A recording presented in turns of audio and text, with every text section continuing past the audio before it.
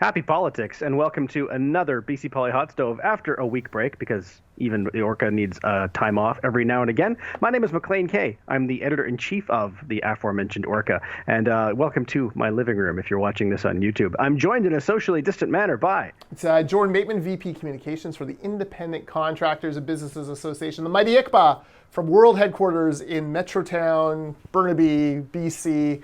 Maclean, you look good after your week on the island. Yes, I needed it. The smaller it was island. The first time. Yeah, well, the other island, a smaller island. That's true. And I haven't been on the mainland since before Christmas. Is that true? Yeah, I think that is true. You've been cut off from civilization for too long, my friend. Right. Well, it's funny. I took time off from the Orca, and I ended up seeing orcas. So, I mean, you can never get away. Fancy. I spent the week in the Okanagan with my family, the land of peaches and beaches, and I'm happy to report both were beautiful. That's fantastic. You know what? We came back at just the right time, because this has already been, we're recording this on Thursday. This has already been a very eventful week in BC politics, even by the admittedly high bar set by BC politics, even in slow times. Let's start with yesterday. The Premier Horgan met with media. He was there joined by Health Minister Adrian Dix and Dr. Bonnie Henry to talk about more than $1 billion in new health spending. We'll get to that. But I think the takeaway was Vaughn Palmer asked him straight up, hey, are you ready to, are we having an early election? Are you ready to walk away from that? And Horgan's answer was, well, he talked for a while, but there wasn't a no in there, even if you looked really hard.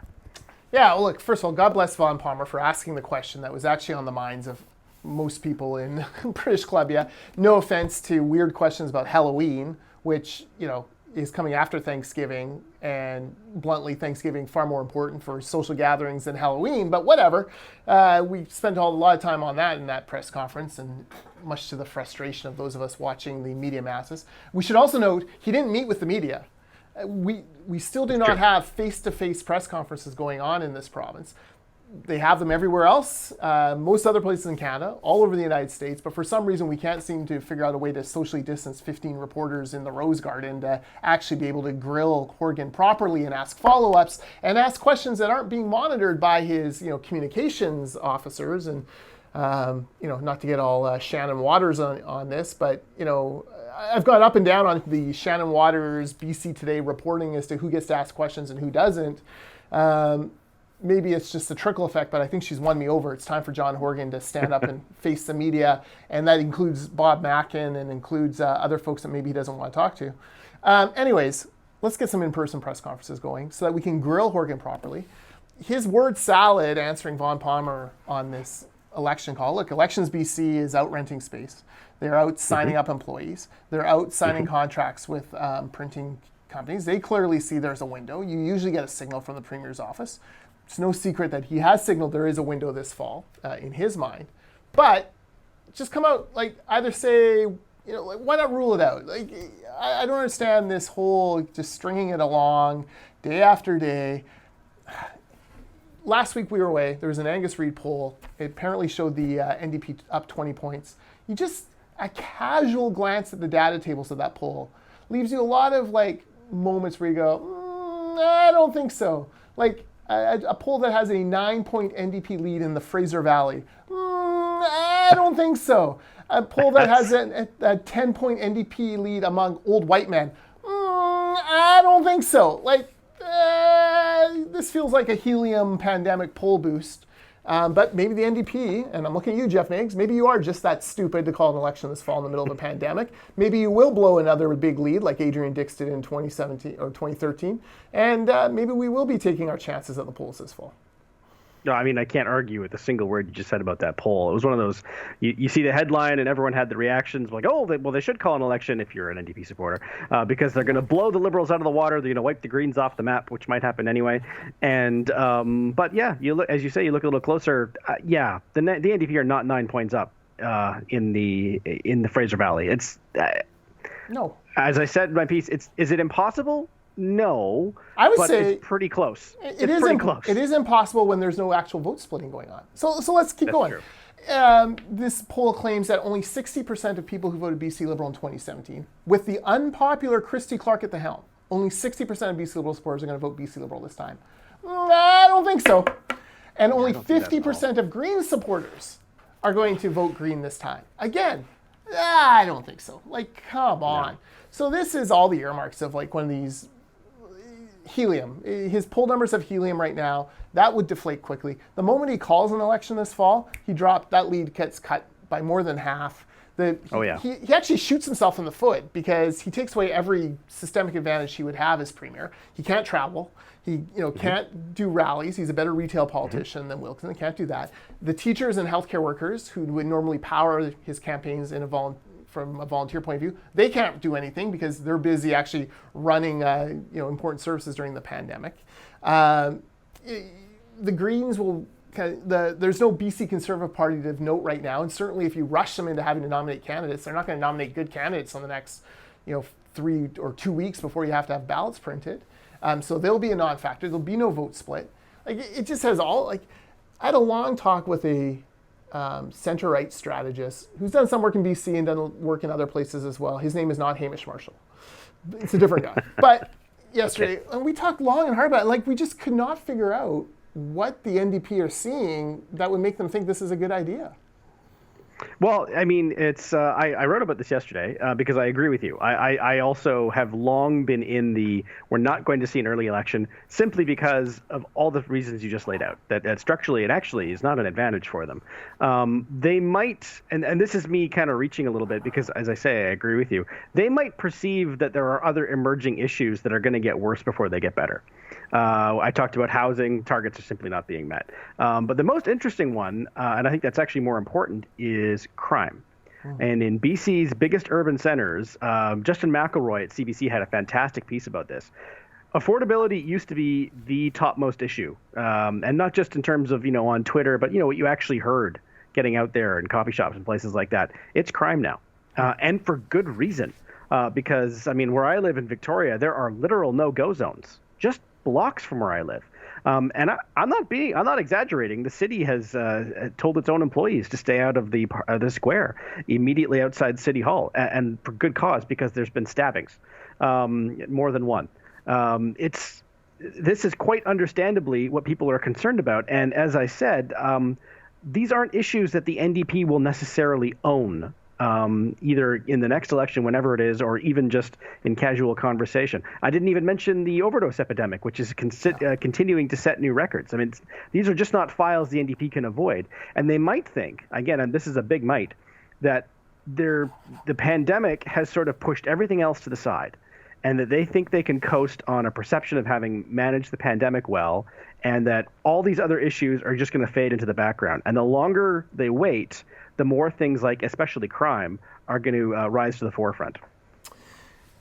Okay, I'm going to quibble a little bit on the crime idea. So, here's why. They're not going to lose seats in Victoria. And I'm not sure it's a vote turner for Oak Bay Gordon Head. Is it? Like, is that going to swing Oak Bay Gordon Head, or it's not going to, they're not going to lose votes in Shane Simpson's old riding, Vancouver? No, I would disagree with you on Oak Bay, but yes, your broader point is well taken. But will it, stop them from, the question is, maybe it stops them from taking Sam Sullivan's seat. Maybe it stops them from taking Michael Lee's seat. Okay, maybe. The question is, are we seeing the same crime wave in the suburbs? That, to me, is where crime will become more important. It's not so much the urban areas, it's the suburbs. Surrey, the Maple Ridges, even Langley to a degree. I think they've all seen crime, upticks in crime. I think, of course, because the drug supply has gone down, as we're seeing from less safe drug supply in the opioid overdose, as jobs have become more scarce, drug cost prices have gone up, and therefore people have to steal more in order to get their fix. And this is a very small percentage of people who cause a lot of havoc, but it happens. So, the question is, will it boil over in the Maple Ridges and Surrey? I'm not sure. Like I see it anecdotally. It's an interesting question. On Facebook in our Langley group, there seems to be more being reported. But I'm also like, is that just because more people are at home watching this stuff? Like, yeah. Your point is well taken, and I think it's a good one. And my rejoinder to it has never been less true than it is during the pandemic. Mm-hmm. But what I would say to that is that in a place like Vancouver, downtown Vancouver issues obviously affect people who live there more. But that doesn't mean that, rampant crime in a neighborhood in downtown Vancouver doesn't affect people who commute there. Yeah. From places like Maple Ridges and Surrey. And I mean, they still see it every day, or at least 5 days a week. And so they can still share in the revulsion and the disgust. Yeah. So, I mean, like, again, I'm not disagreeing with you. I'm just saying that I think that there is sort of a spreader effect that happens when there's a problem in a commuter center. Yeah. There's a tweet this week from Global BC reporter Ramina Dial. And she is one of the top TV reporters, not just in BC, but in Canada. Like, she's an outstanding, works hard, does her research. She and John Woodward, I put at the head of the class as far as TV reporters go. But she had a tweet where essentially they were interviewing small business owners struggling with pushing back against crime and struggling with the homelessness issue and the drug issue. And she had to wash her shoes off after because they were covered in human urine. And the responses to this tweet are mind-boggling. Like, how dare you, Ramina? How dare you, sensationalize this? And how dare you ever, like, you could have just, used disinfectant. You didn't have to use a sponge. And blah, blah. You're just shaming these poor people, blah, blah. And, there is a Nixonian, and God help us, maybe a Trumpian, if he's right on this in the States, silent majority that reads those kind of things and goes, hold up. Like, why are we shooting the messenger when there's clearly a systemic problem here? So maybe I'm talking myself into it. Maybe crime is going to be a bigger issue than we think. Well, you raised a good point in that tweet, because you're right. The reactions to that were very illustrating. And it's the reaction to the reaction, I think, is what's going to cause sort of a bigger sort of wave of, I don't know what you call it, resentment. Yeah. But I mean, there are people calling her a Karen. Yeah. I mean, have we slid the bar for being a Karen over to the point where she's like, she's supposed to just stand and pee or look away from the pot? Well, just don't stand in it, someone said. But the point is that it's there and that it's in front of the small business. I mean, if it's considered in bad taste to point these things out, then we have a problem because we're denying, we're pretending. Yeah. And eventually people will get sick of pretending the emperor has no clothes. Yeah. No. None of this rules out the need for better solutions, compassion for everyone involved. These are not mutually exclusive things, but acknowledging that there is a need for more supports and that there are people on the streets who desperately need help and intervention of some kind does not preclude you from saying, we also need to help the small business owner who literally can't get into their store because it's been barricaded or there's human feces and urine in front of it. I mean, we can't pretend otherwise. Yeah. Well, and I like to always project this stuff to, okay, Wilkinson versus Horgan in a debate. And Wilkinson's going to look at Horgan and say, or to the people of British Columbia, say, are you safer today than you were 3.5 years ago? And the answer is no. By any measure, no. Like, crime is up, drugs are up, overdoses are up, homelessness is up. No, you're not safer than you were 3.5 years ago. And he'll be able to look John Horgan in the eyes and say, sir, your plan was a failure. You promised to reduce homelessness. It's higher than ever. You promised to reduce overdose addictions. You said it was all Christy Clark's fault. It's higher than ever on your watch. Your Ministry of Health, Mental Health and Addictions has been an abysmal joke. You fund your own spin doctors more than you fund that important ministry. And you know what? I'm a doctor. I'm a lawyer. We're going to clean this mess up. We're going to properly invest in mental health services, and we're going to properly invest in addiction services, and try to help these folks any way we can. Like, okay, maybe you're right. There's another vulnerability Horgan will have if he goes this fall. And this was the crux of Von Palmer's question, which was, sir, you signed a deal that made you premier. In fact, every member of the NDP signed the deal, and every member of the Green Caucus signed the deal, and even the member of the Green Caucus who has left since, Dr. Andrew Weaver, subsequently said, I'm still part of the deal. You have a deal. No elections until the legislative date. No going to the LG, running off the LG and crying that you need a mandate. We are going to hold the line until, we're going to work together and hold the line until the legislative date or a non-conference vote. And there's only going to be one non-conference vote a year, and frankly, we're just going to wave the white flag and pass it anyways. There's a clear deal. If he rips that agreement up, how is he any better than the Christy Clark for ripping up the agreement with teachers? It will be a demonstrable lie. Like, there's no other way around it. It's not even misleading the public. It's, I signed my name to a piece of paper saying this, and I lied to you and did that. Like, there's no way around it. So, like, the first week of the campaign is going to be about two things. Why the hell are we doing this in a pandemic? And why the hell did you lie to the people? Like, why did you lie to the Green Party? And, like, I'm no Sonia Furstenau fan. I think she's going to win this Green Party thing. I still marvel at the fact that her upset tummy led to a deal to make John Horgan premier, rather than, actually taking a cold, hard look at what could have been done to position the Greens properly for whatever whatever premier ended up in power. But she will do a great job. I watched her on the file, on this Shawnigan Lake file. She will do a fine job standing there going, we were lied to, you broke your promise, and she will look sad, and she will look unhappy, and she will be, just like, it just plays into her wheelhouse perfectly as far as, what she can present to the public. Like, we didn't want this election. Do not reward the man who's forcing you to go to the polls during a pandemic with a mandate for breaking his promise and for lying to us and for lying to the people of BC. I couldn't agree more. I think you mentioned CASA. The promise not to seek an early election is literally the first term. It is the first thing listed, and it's the first agreement. We will not. It is the first thing they say. We will not do this. Yeah. It is a confidence to supply agreement that is supposed to mean that the NDP Green, I won't call it a coalition for fear of upsetting my Green friends, but for that the coalition would last the full 4 years. And there are people saying, well, it's just a year to go. That's 25%. Yep. That is not an insignificant chunk of the mandate. Nope. And you're right. I do think that there will be a backlash, even if, let's pretend that Angus Reid poll is completely accurate.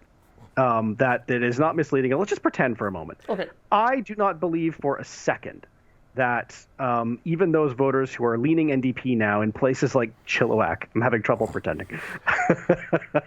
Both of them. That they will not say, look, schools are, there's risk. We just closed nightclubs and banquet halls. I am foregoing weddings, funerals, graduations, Canucks games. The list goes on of all the things that we can't do. And it's going to get worse as the fall rolls on. There will be more closures, not less. But I'm being asked to participate enthusiastically in this election that by definition is a choice. We do not have to be doing this. The premier was in no danger of losing the confidence of the House. We could be doing this. You could make an argument for doing it early next year in the summer because you can hold more things outside. You could make an argument. Yeah. But there is no argument for going early in the fall this year, other than we thought we could win. It's a naked grab for power. Yeah, it is. There is a history in this country of governments that are perceived to be going to the polls early simply because they thought they were in a position to strengthen themselves, of voters going, yeah, no. Mm-hmm. We're not. That's how we got the first NDP provincial government in Ontario, and I guess still the only, was a reaction to the Liberals doing the same thing in Ontario. Yeah, it's how we got the first NDP government in British Columbia in the 70s. That's true. WAC Bennett kept shortening mandates to 2.5 or 3 years, and the people were like, why are we having superfluous elections? Yeah. And that's, again, without a pandemic, placing everyone at risk. Yes. Like, it's mind-boggling to me that Horgan just won't close the window. I'm not a fall election guy. I don't believe it's going to happen because I just see too many points against them. There's everything we've talked about, but there's things like, okay, so more ballots will come in by mail, one presumes. Yep. Mail-in ballots favor older homeowners. Like, take it from a guy who won the referendum on the TransLink mail-in ballot. Like, the people who vote in those, are more likely to be older, more affluent homeowners, white. Those are decent demographics for the BC Liberals. The people who don't tend to vote are young, renters, university students, fairly new immigrants, people who have moved around a lot. And it'll be even more pronounced in this than it was for Prop Rep or TransLink, because you have these, you're taking what normally would be a 10-week mail-in ballot period for those two referendums, and you're going to compact it into 4 weeks, and in those 4 weeks, you actually have to write and get a ballot, have it mailed to you, then mail it back. Like, this is going to be a whole thing. Here's the other fun fact, Maclean. British Columbia does not have a ballot harvesting law in the books. Because mail-in ballots are so rarely used by people, we've never had to have it. But all of a sudden, you're going to have ballot harvesting parties. The NDP will have a party. It'll be, the QP or Unifor, or let's all get together, bring your ballots, and we're going to get that is an ugly thing for democracy. Like, like a vote should be between you and, frankly, you and your chief electoral officer. Like, no one else should have any business touching it, being a part of it, being near it. There's so many. I quite agree. There's so many reasons not to do it. I just do not understand what, like, Jeff Meigs I thought was brighter than this, but this is like an emperor has no clothes moment now. Like, maybe he isn't. Well, and here's the thing: like, whenever an early there are people that have thought, especially within the BC Liberals, that this was inevitable, that we were always going to have a fall election.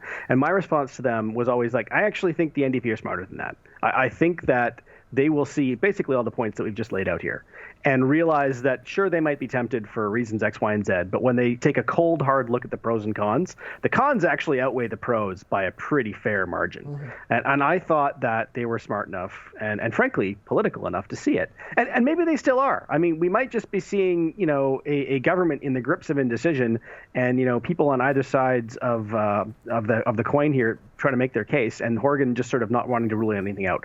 I don't know, though. It is starting to look like there's too much smoke for there not to be any fire. The other point that I found interesting is that Angus Reid survey indicated that basically all the demographics that the NDP need to turn out in droves, including NDP voters, but also young people and people like that, are those that are less likely to feel comfortable going into a polling station. So your point about the mail-in ballot helping the BC Liberals is valid, but I think it's actually reinforced by the fact that the other way that people would vote, the NDP support base is more likely to say, on balance, I don't think it's worth it for me to go to the polling station today. Yeah. And look, there's going to be, so we're heading into school, and we'll talk about back to school later, but we're heading into the school season. There are going to be outbreaks at schools. There are going to be schools shut down because a kid not at school, but maybe from home, or a parent was blah, blah, blah. I think in Alberta already in the first couple of weeks of their school year, they've had 7 schools. So let's say we have 7 schools in the next 6 weeks in BC that have some sort of COVID outbreak.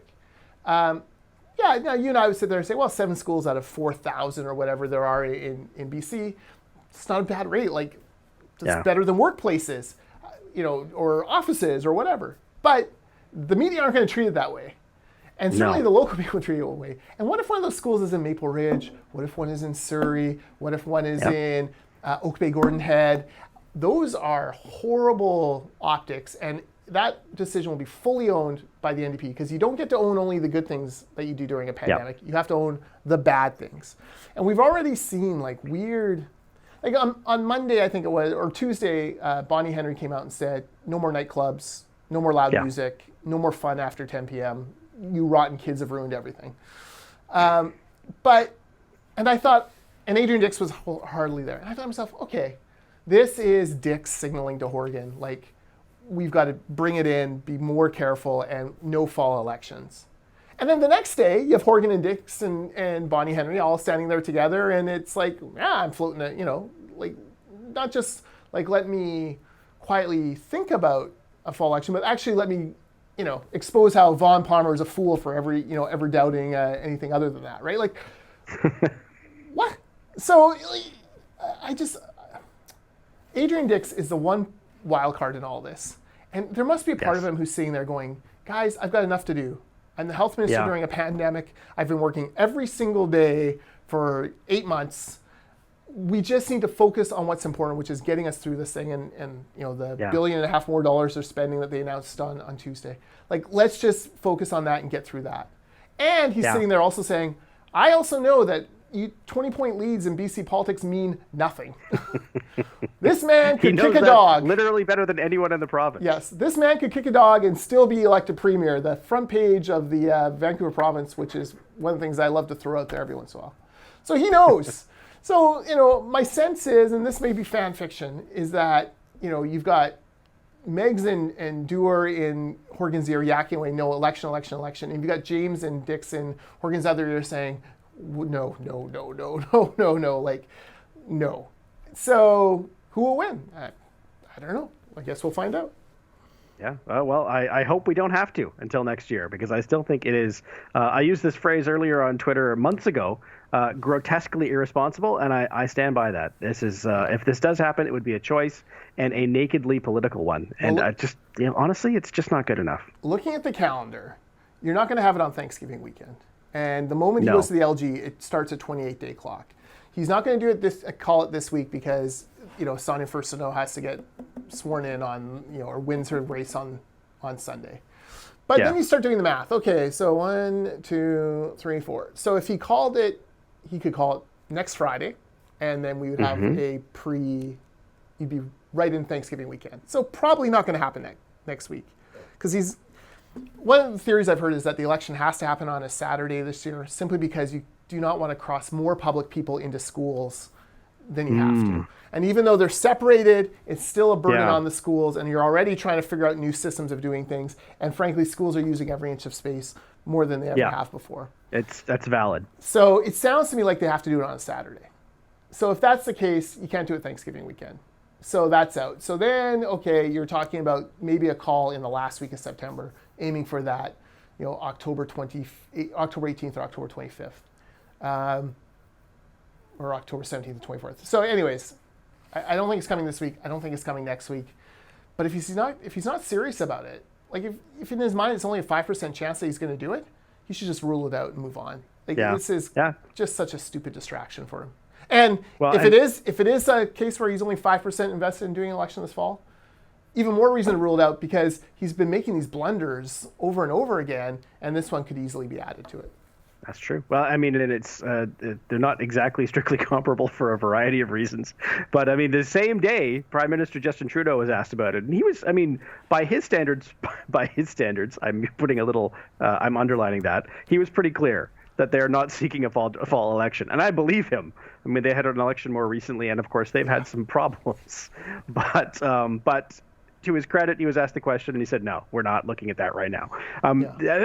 Horgan could have said something like that. Again, think of the debate. Sonia Furstenau looking at John Horgan.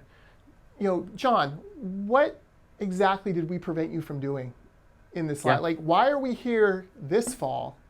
What is it that we would have prevented you from doing between now and next fall? And he's not going to have an answer.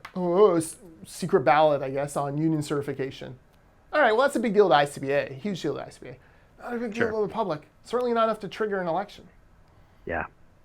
So. No, and I mean, consider this nightmare scenario. It's a nightmare for the NDP politically, but not for the rest of the world. It'd be good news. In that, let's say there's a vaccine in the next 6 months, right?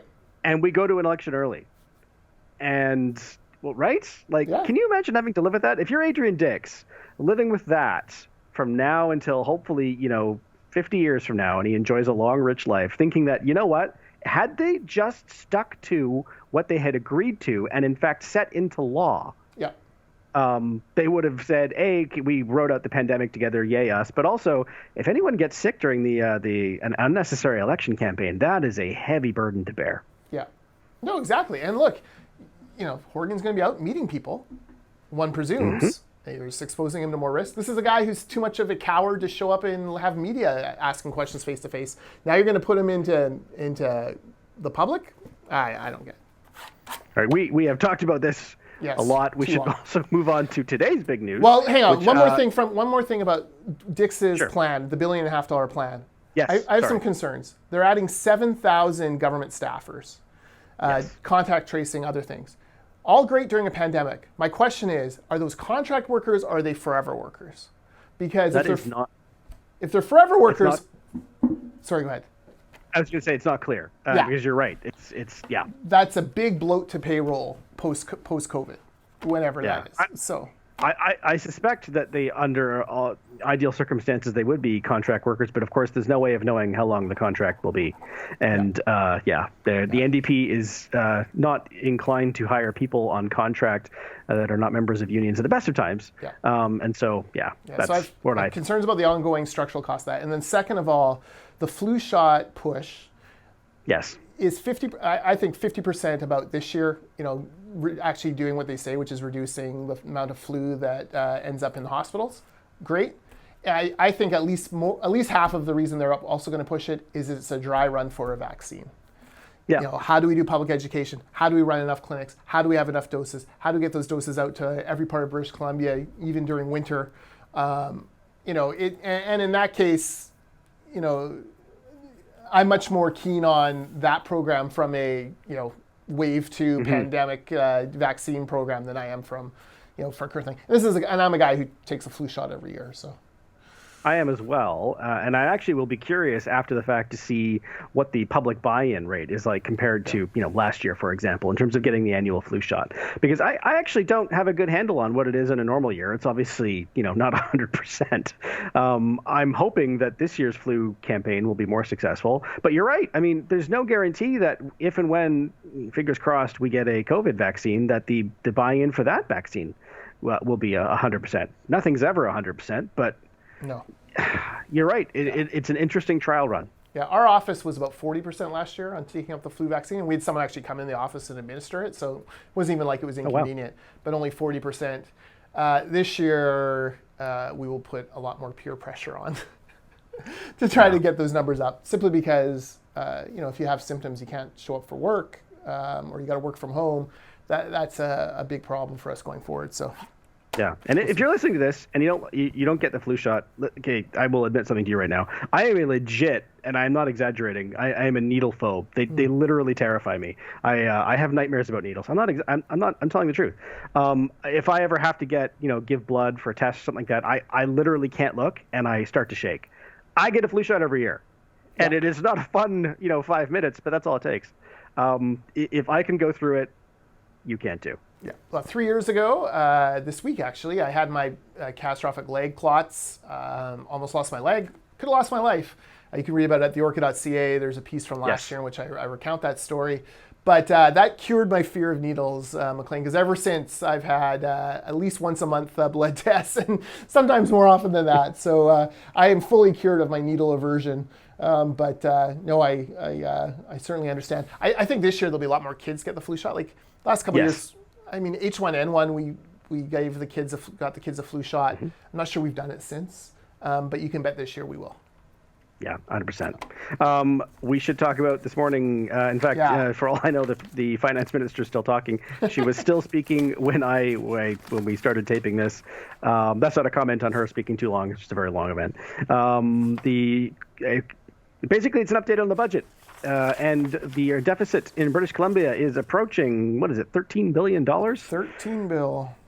Yeah, it's not quite. It's 12.8 or something like that. And I mean, you have a unique perspective being in the private sector and working in a sector that has been deemed an essential service. You have a unique perspective. What jumped out at you? Okay, well, a few things. First of all, the drop in income taxes is really staggering. So income taxes bring in about $16.5 billion in a normal year. This year, it's going to be less than $14.5, $2.1 billion less. So that tells you exactly where everyone's at. It's not just loss of jobs. It's loss of hours. That is a big drop. Further, sales taxes. PSC usually brings in close to $8 billion. It's going to be under $7 this year. That again shows you, retail sales slumping. Technology sales are way up, but that is not sustainable. You only buy a computer once for your kid to get them through school. You only buy the Nintendo Switch once to entertain your kids all summer. You don't buy them every month. So it's a bit of a, it's way up right now, but it's going to fall back. So that causes me great concern. The other thing that causes me concern is capital investments actually dropping at a time where most governments are saying, no, we got to build in order to keep money flowing into the economy. Capital spending now is $150 million lower than what they'd forecast previously. And here's some projects, and here's another reason why they can't go into an election on this budget. Here's some projects that are not receiving funding in the capital budget this year. The new Surrey Hospital. The one they just had a groundbreaking or some sort of we're planning it out thing last week or a couple weeks ago, that is not in the budget. Surrey SkyTrain, there's not $1 for construction in Surrey SkyTrain in the budget. So those are your two big capital promises to the people of Surrey, which are swing ridings, and you've delivered nothing in 3.5 years. Nothing for the Massey tunnel replacement. In fact, we've gone backwards on Massey because they canceled a bridge that was going to be $900 million under budget, would be 2/3 done by now. Again, that's not going to play well in Delta Surrey ridings. You need to win. And then not $1 for the Richmond Acute Care Tower. Richmond, though, generally BC Liberal territory, but they're hoping to knock off Jazz Johal, who barely won Richmond Queensborough. The fact that they don't have $1 for Richmond Hospital in the budget will be something that I'm sure Jazz will repeat as many places as possible. So, you wonder, right? Like, those are big construction projects. But, where's the money going, Maclean? Like, why is that? Well, it's pretty simple. Patello Bridge, Arbutus Subway, and the 4-laning of Highway 1 from Kamloops to Alberta, all of those are grossly overpriced and over budget because they've signed sweetheart deals with their union monopoly or with their union donors, paying back $2.5 million of donations with billions in sole source contracts, having to run a crown corporation to quote unquote employ these people. That is where the money's gone. So if you want to know why you don't have a Surrey hospital, you want to know why you don't have money for a Surrey SkyTrain, you want to know why you don't have money for Mass Tunnel or for Richmond Hospital, it's because they'd rather feather the bed of their union buddies. Yeah, I mean, there will be those who say in the campaign, well, what are the reasons we're not doing any of these things that you just mentioned, the projects that have received $0? And there will be some that say, well, it's a pandemic, obviously. But no. I mean, there were 3 years before the pandemic, and the government had inherited a rather large surplus, which was being steadily whittled down. The budget this year, which was just before the pandemic, the surplus had gone from well over $1 billion to, just barely in the black. I mean, that trend was already happening. And I think we argued at the time, in fact, I know we argued at the time, that the NDP's next budget, again, not knowing there was going to be a pandemic, would likely be a deficit, barring some, maneuver that we couldn't foresee or some spectacularly good luck. And so, I mean, it was on a downward trend for a while, was the budget. Yeah, no, absolutely. They've been hiking taxes, which slowed economic growth, and then they've been whittling down or spending more money. So, and even now, like they say, well, our debt is in good shape. Okay, but your debt to GDP ratio has jumped from 15% to 21%. It's COVID. That's a big jump. And that's the kind of number where rating agencies start to go, hold up. Yeah. Like, we're starting to get to the point where we need to downgrade you a bit, which means it costs more to service that debt. So not all is hunky-dory in NDP land. It could be worse. It could be the Trudeau government, but it ain't great. Fiscal management this year is not very strong. But, again, this is like another thing, right? Like, they could skate through, do a provincial budget in February. It's not like they'd have any stakeholders in the room, because they're going to kibosh that. There would be no room. Yeah. They'll probably still be clinging to this fiction that reporters can possibly be within 25 feet of anyone because of all their infectious diseases. You ink-stained wretches, you pixel-stained wretches. That's good to say. But you could have rolled that out. But another reason I think to wait to next year for an election. Yeah. Well, I mean, that is the camp that I'm solidly part of. The other thing I want to talk about today, because it's a big day for members of your household and mine, first day of school for some kids, not all. My kid does not start his actual kindergarten. He's different because he's kindergarten until Monday for an hour and a half. Gradual entry. Which is, that has nothing to do with COVID. But he is at his new pre- and post-care center today. It was a big day here. Now, my kid's in kindergarten. It's very different. You had a really interesting tweet, and it was frankly about something that I hadn't even considered. And you mentioned your daughter, and she sounds like a really ambitious and frankly intelligent girl, and she's not getting to take the electives that she wanted to. And in fact, some pretty major departures there. That's something I hadn't even considered. Yeah, so I have two daughters in high school. The grade 12, very much a leader in her school, was student council vice president last year, and had worked her previous 4 years schedule to make sure that grade 12, there would be challenges, but there would also be opportunities to do more leadership stuff. The school has like a leadership program. She could have done that. There was mentoring for younger kids. Both of those have been canceled now because the provincial government said you can't mix age cohorts. So those are gone. So now she's like filling time with really lame electives, spares, not really not befitting the kind of year that she had planned for 4 years meticulously to get to. Okay, yeah. That's one set of sort of problems and grieving that loss of that opportunity. The grade 9 is at the other end of the spectrum where she was just starting to lay the groundwork to have that kind of year in grade 12. And she's a kid who challenged to get into Science 9 honors and English 9 honors, made it into both, gets her timetable, she's not in either, even though she had been one of the top students in both those to get that chance. That's especially bad for Science 9 honors because it would have actually helped her skip Science 10 and go right into Science 11 next year and get ahead. And for our older daughter, she was able to take multiple sciences because she had more blocks to play with in later years. My daughter also was ahead in French. She's a grade 9, but she should be in French 10. She did great French 9 last year. She's not allowed to do that. She's not allowed to mix cohorts again. So she's being forced to take Spanish 9. Now, no offense to the people who speak Spanish out there. Michael Geller chided me on Twitter for suggesting that it's not the most important language in British Columbia. But, she never wanted to learn Spanish 9. She has no desire to learn Spanish 9. She has no need to learn Spanish 9. Spanish 9 will be the only Spanish she ever takes in her life, so it's not even like she's going to go on. And in Langley, you'd be far better off to take Mandarin, Japanese, almost anything else, Korean, Punjabi, French. These are the ones that would have made more sense. But instead, no choice of her own, and an email. Sorry, we're not making any changes. Period. She also ends up not getting any of the electives she wanted. Nothing. She won't touch a computer this year as far as any computer studies course, and our school is big on those. Nothing.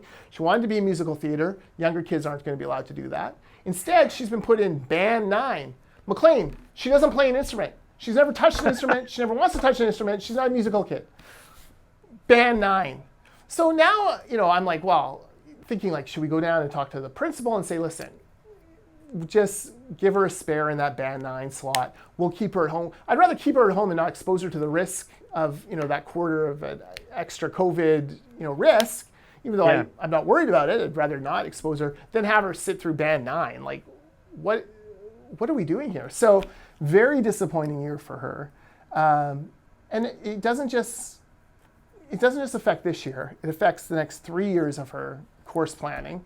And there's just no flexibility from the schools on this. And I get it, they have lots of kids, and how do you make sure? But this is a kid who challenged and succeeded to getting into these English 9 and Science 9 honors. At least give her that chance. Or at least give her one of the electives she wanted, right? I think she put in for cooking, she got woodwork. What? Huh? So not great for her. And God bless her, she'll go. She does, they'll each do these two courses each quarter. But my nephew is in grade 11 in that school.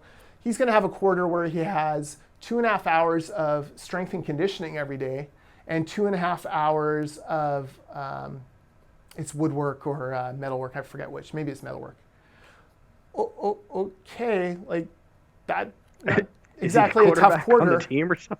No, just a soccer player, not Alphonso Davies, fell in love with rugby last year, but there's not going to be any rugby. So, these are the kind of things you're what do you tell your daughter? Because it sounds like it would be understandable if she had some real trouble, getting motivated. The band thing is the one that would have been a nightmare for me because I am also not musical, which if you're watching this on YouTube will not surprise you.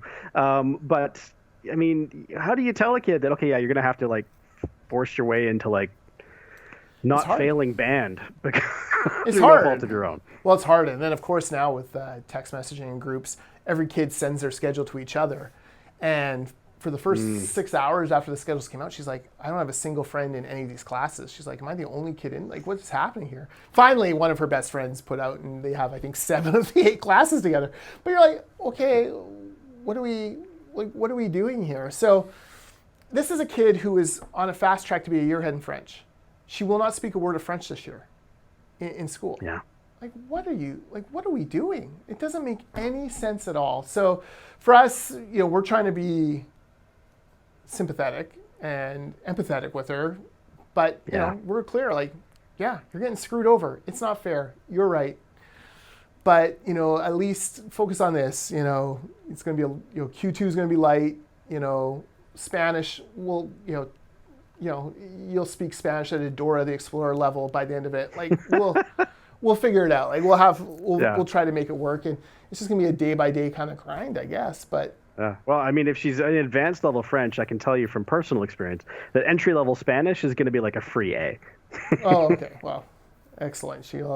I guess she'll appreciate that. The older one is tougher. She's, now we're doing university applications and whatnot. And so like, how is this, she's like, I don't have these leadership things that were going to kind of help underpin college university essays. And I'm like, well, she's done lots outside of school, so you can write about that. And I said it may actually be an advantage because some of the kids who only do school stuff might be a little bit more limited, but not good. The grade 5, meanwhile, he's just happy to be going back. He's, his best friend's in the different class this year, but he's got enough friends in his class. I've been getting text messages all morning. He's been there 2 hours today, and we'd sent him back in June, so he'd been one of the few guinea pigs for that, for this reopening. We're really confident in their school's plans. I gotta say, the school district, Maclean, multiple emails a day these last few days with precautions and what's going on, and don't bring this form in, and like they're actually over communicating, which is good because you and I both know that not everyone reads their email. But so that's been good. I feel like the staff we've talked to, all very upbeat. They're not these folks you see on #BCEd negative Nellying everything about this. They've been very positive, rolling with the punches, trying to make sure this works for the kids and for them. So we're optimistic. Just wish it didn't feel like, I guess it was always going to feel like a waste of a school year. If they were home doing all the courses we wanted, that would, we're not equipped to teach French or a 10 anyways, but you just wish that, she had the more opportunity to get into more classes that meant more to her future.